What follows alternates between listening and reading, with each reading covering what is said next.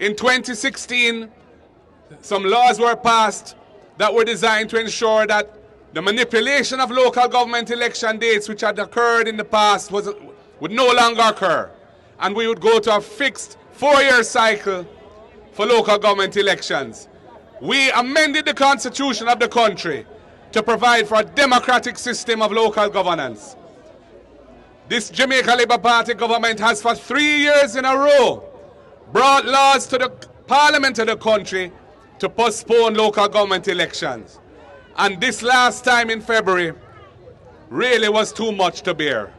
There was no plausible excuse. Them cite the need to save money when they have collected over 80 billion additional tax revenue from the people of Jamaica beyond what they had originally budgeted for this year. And the local government election is just over 1 billion. It's quite clear that they have smelt the coffee and know that the people of Jamaica are tired of them. The people of Jamaica want to see a change. They want to see hope, and they want to see a better life for themselves and their children and grandchildren. They know that the People's National Party is the party of the people. It is the party that has brought liberation to the people over decades since our formation in 1938. And we are standing up for local government elections, and we are standing up for governance in the country at the local level.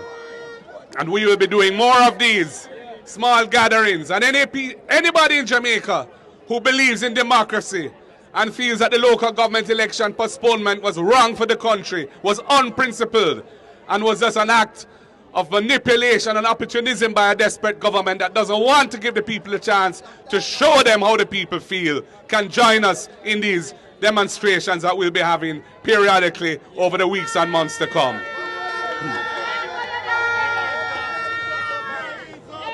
There are other issues of concern. The cost of living after 2 years of inflation has gone beyond the means of ordinary Jamaican people. We told the government to cushion the crisis. We told them to put in a livable wage, not a minimum wage. We suggested years ago that $12,000 should be that. Of course, that is no longer the relevant figure because inflation eat out that too. But if we had benchmarked a livable wage, which is adjusted annually for inflation, the people of Jamaica would be better off. We have said to the government, eliminate this device of contract work that prevents our workers from having their rights, hard-fought rights and benefits, whether it be vacation leave, sick leave, and other things. It took the court to rule for the security guards that has required the government to implement a proper system within the public sector for the security guards. But it can't be just for the security guards alone. Contract work is used as and abused all across the economy. And we have said bring legislation to eliminate contract work once and for all and give all workers their full rights, hard-fought rights in this country. And the thing that bothered me most of all is when I see this Minister Arbin Hill buck shuffling when the Cannabis Licensing Authority has issued a license to import commercial quantities of ganja from Canada into Jamaica, the land of the best ganja in the world.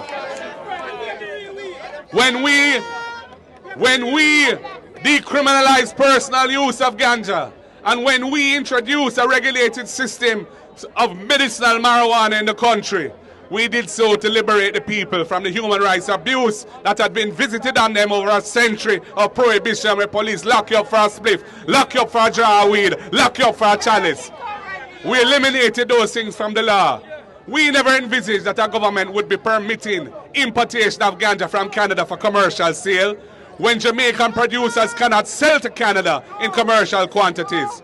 It is wrong, and the government should own it and change it, because the local industry is just up and coming and it needs proper government and proper regulation so that it can grow and foster and flourish. We know that the tide has shifted. We know that the wind is in our sails. We know that the people are looking for change. We know that the People's National Party will soon be back in government. All I say to everybody here, whether you're a PNP or a no-P, or even if you're a Labourite, come on board this train. This train can't stop. This train will move to victory. This train is bound to glory.